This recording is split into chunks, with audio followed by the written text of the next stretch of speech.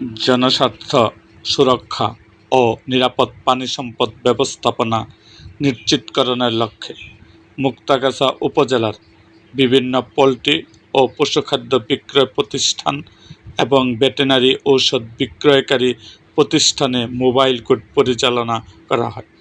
অভিযানকালে মেয়াদোত্তীর্ণ veterinary ঔষধ সংরক্ষণ ও বিক্রয়, লাইসেন্সবিহীন পশুখাদ্য বিক্রয়সহ বিভিন্ন অনিয়মের দায়ে সংশ্লিষ্ট প্রতিষ্ঠানকে প্রচলিত আইনের আওতায় জরিমানা করা হয় এবং সতর্ক করা হয়। মোবাইল কোর্ট পরিচালনা করেন উপজেলা নির্বাহী অফিসার মহোদয়।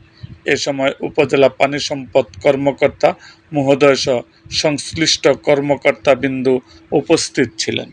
এরকম আরও ভিডিও পেতে এবং রাজনৈতিক অঙ্গনের নানা ঘটনা ও ইতিহাস জানতে আমাদের মুক্তাগাছার ইতিহাস মিডিয়া ইউটিউব চ্যানেলটিকে সাবস্ক্রাইব করুন এবং পাশে থাকা বেল আইকনটি বাজিয়ে দিন।